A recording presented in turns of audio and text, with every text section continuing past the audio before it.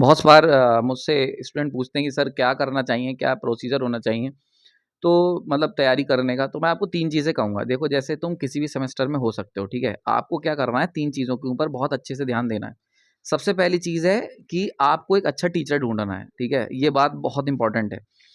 Technical हो जैसे for example swimming है, जैसे स्विमिंग है तो स्विमिंग को तुम ऐसे नहीं सीख सकते किताबें पढ़ के, ठीक है? ऐसी कोई भी टेक्निकल स्किल अगर आपको सीखनी है तो आपको एक अच्छा टीचर ढूँढना पड़ेगा, ठीक है? जब आप अच्छा टीचर ढूँढोगे तभी ऐसा हो पाएगा कि तुम जो हो एक अच्छे इंजीनियर या अच्छे टेक्निकल स्किल को हासिल कर पाओ, ठीक है? तो सबसे पहला काम है एक अच्छा टेक्निकल गुरु ढूँढ लो, यानी कि कोई भी टीचर। अच्छा बहुत सारे लोग कहते हैं कि सर आप ये भी पढ़ा दो, यानी कि ये अगर आपके चैनल पे ये सब्जेक्ट मिसिंग है, ये टॉपिक मिसिंग है, तो हम लोग इधर-उधर नहीं जाएँगे। तो मेरा ये कहना है कि केवल अपने आप को एक ही चैनल से हुक मत रखो। मैं ये नहीं कहता कि केवल तुम मुझसे ही पढ़ो। मैं जिस फ़ील्ड में एक्सपर्टाइज़ हूँ, मेरे जो कह सकते हो कि जो मेरा सब्जेक्ट स्पेशलाइज़ेशन है, वो आप मेरे से पढ़ो, उसको आप मेरे से पढ़ो और जिसमें और टीचर स्पेशलाइज़्ड हैं, वो उनसे पढ़ो, ठीक है? किसी एक से मत अटके रहो, हर चीज़ जैसे फॉर एग्ज़ाम्पल अगर हम बात करें, तो धनुर्विद्या में अगर मैं अच्छा हूँ, तो आप मुझसे धनुष चलाना सीख लो। कोई अगर मान के चलते हैं गधा चलाने में अच्छा है, तो उससे गधा चलाना सीखो। कोई भाले चलाने में अच्छा है, तो इस तरीके से ना जो जिस स्किल में अच्छा टीचर है, आप उसके अपने फ़ील्ड के बेस्ट टीचर को पकड़ो या जिसका आपको समझ में आता है और उससे ये चीज़ सीख लो। तो पहले तो अच्छा टीचर पकड़ो। दूसरा, बुक्स को आप नेग्लेक्ट नहीं कर सकते। बुक्स अच्छी बुक्स खरीदें और बुक्स के साथ जैसे मान लो टीचर से आपने पढ़ा, बुक्स से मिलके या अगर आपको बुक्स नहीं खरीदनी है, तो टीचर से अच्छा पढ़ा आपने एंड देन ई-बुक आपने डाउनलोड कर ली और उससे क्या करना है, नोट्स बनाने हैं। सेकंड इम्पोर्टेंट चीज़ है नोट्स बनाना, यानी कि जो पढ़ रहे हो उसको लिख ज़रूर लो।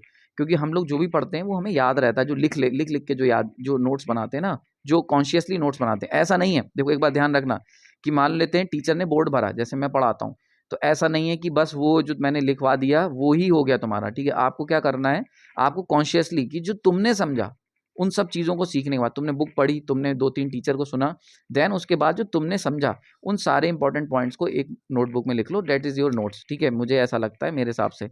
तो ये हो गए नोट्स तुम्हारे, ठीक है? तीसरी चीज़ आती है जिसको लोग नेग्लेक्ट करते हैं, वो है क्वेश्चंस लगाना। थर्ड पॉइंट है आपको लगाने प्रीवियस ईयर के क्वेश्चन। देखो क्या होता है कि जब हम लोग थ्योरेटिकली बुक से पढ़ लिया, टीचर से पढ़ लिया या जैसे भी हमने समझ लिया, टॉपिक समझ में आ गया। पर क्या होता है कि वो बहुत ही लिमिटेड हमारा जो माइंड होता है ना, बहुत ही लिमिटेड लेवल की वो अंडरस्टैंडिंग करता है, अगर हम थ्योरेटिकली केवल रहते हैं। यानी कह लो फर्स्ट हाफ तो कंप्लीट हो गया है। नाउ अगर तुम चाहते हो कि माइंड तुम्हारा एनालिटिकल भी स्किल डेवलप करे, ठीक है? जो कि मेन इंजीनियरिंग स्किल है, इसीलिए ग्रेजुएट एप्टीट्यूड टेस्ट गेट की जब हम बात करते हैं तो गेट का एग्जाम में हमेशा एप्टीट्यूड क्यों लिखा हुआ है, ठीक है? वो तो इंजीनियरिंग टेस्ट होना चाहिए था, इंजीनियरिंग सर्विसेज जैसे होता है, लेकिन एप्टीट्यूड की बात क्यों की जाती है? क्योंकि जो गेट का एग्जाम होता है या जो अच्छे एग्जाम्स होते हैं उन सब के अंदर आपका एप्टीट्यूड सीखा जाएगा। अब एप्टीट्यूड क्या है कि थ्योरी पढ़ के एप्टीट्यूड नहीं हो सकता। अगर तुमने सारे टॉपिक पढ़ लिए तो गेट के एग्जाम में अच्छा स्कोर नहीं कर पाओगे। वहाँ के लिए तुम्हारा ये ज़रूरी है कि आपने प्रीवियस ईयर अच्छे लगाए हों, मतलब क्वेश्चंस की प्रैक्टिस, न्यूमेरिकल प्रैक्टिस कितनी की है। तो सेकंड चीज़ है कि आप प्रीवियस ईयर क्वेश्चन लगाओ, चाहे एई का एग्जाम हो, जेईई का हो। क्योंकि क्या होता है कि मैं खुद देखता हूँ जब प्रीवियस ईयर के क्वेश्चंस आप लगाते हो ना, तो एक अलग लेवल की नॉलेज आपको आती है। जैसे फॉर एग्जांपल मैंने कोरोना पढ़ लिया, पर जब उसमें पूछेगा ना कि यार बंडल की जगह अगर हम लोग सॉलिड कंडक्टर से रिप्लेस कर देंगे तो क्या होगा? तो हमारा माइंड ना चलना शुरू होता है। तो जो आपने अपने अंदर जो जैसे पढ़ा, वो क्या है, वो आपके अंदर जाके स्टोर होगी। पर वो एक्सेस तभी होगी जब आप न्यूमेरिकल्स लगाओगे, ठीक है? तो न्यूमेरिकल्स आप या numerical in the sense previous year के पेपर, जब आप प्रीवियस ईयर के एमसीक्यूज सॉल्व करते हो तो क्या होता है कि जो इन्फॉर्मेशन आपके डिब्बे की तरह अंदर दिमाग में पड़ी है, वो कनेक्ट होना शुरू होती है और तब जाके एक विज़डम और एक इन डेप्थ नॉलेज तैयार होती है, ठीक है? तो तीसरा स्टेप हो गया प्रीवियस ईयर के क्वेश्चंस लगाना, जिस भी एग्ज़ाम की तैयारी कर रहे हो। अगर आपको, और मैं हमेशा एक चीज़ और सजेस्ट करता हूँ कि यार किसी एक एग्ज़ाम से मत जुड़े रहो, 3-4 एग्ज़ाम मिला के तैयारी करो।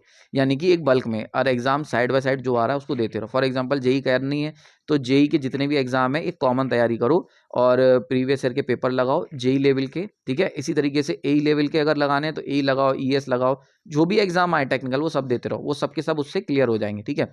तो ये काम कर सकते हो। 3 स्टेप हो गया। चौथा स्टेप जो कि मोस्ट इम्पोर्टेंट है, 50% कवर करता है पूरे प्रोसेस का, सिलेक्शन प्रोसीजर का, वो है रिवीजन।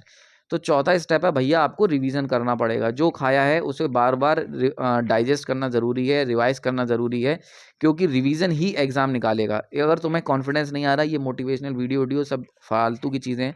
अगर आपको कॉन्फिडेंस नहीं आ रहा है, तो 2 काम करो, प्रीवियस ईयर के पेपर लगाओ और रिवीजन करो।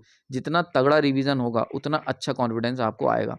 क्योंकि यार आपने मान के चलते हैं यार 40-50 घंटे दिए, वो 40-50 घंटे तुम एंजॉय भी कर सकते थे, कहीं ना कहीं लाइफ से तुमने काट के दिए हैं ना इस काम को, अपनी पढ़ाई को, तो उसको वेस्ट मत जाने दो। मान के चलते हैं 1 साल बाद वो 40-50 घंटे का जो तुमने सीखा था वो जीरो हो जाएगा अगर रिवीजन नहीं करा, तो वो 40-50 घंटे जो थे वो बेकार हो गए। तो ऐसी इन्फॉर्मेशन कैरी करने का फायदा ही क्या है जो आगे चल के जीरो हो जाए। इसीलिए बिल्कुल पिन पॉइंट पढ़ो, और जो भी पढ़ रहे हो उसको रिवीजन में रखो, क्योंकि वरना अगर तुमने रिवाइज नहीं करा वो 40 घंटे ही बेकार गया, उससे अच्छा मूवी देख लेते, नेटफ्लिक्स चला लेते, ठीक है। तो अगर 40-50 घंटे तुमने डिवोट करे हैं, मशीन सीखी है, तो उसको रिवीजन में रखो, जिससे कि वो मशीन तुम्हारे यूज में आ पाए।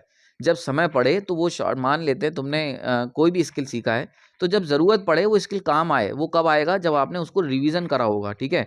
नेक्स्ट वीडियो में बताऊंगा कि बेस्ट टेक्निक क्या है रिवीजन करने की और किस तरीके से हमें रिवाइज करना है। अगर अच्छे व्यूज़ आते हैं, अगर आपको इस टाइप के छोटे छोटे पसंद आते हैं, तो मेरे को बताना, नेक्स्ट वीडियो में बात करेंगे कि किस तरीके से इफेक्टिव रिवाइज करें। एक स्टोरी सुनाऊंगा बड़ी इंटरेस्टिंग। तब तक के लिए थैंक यू।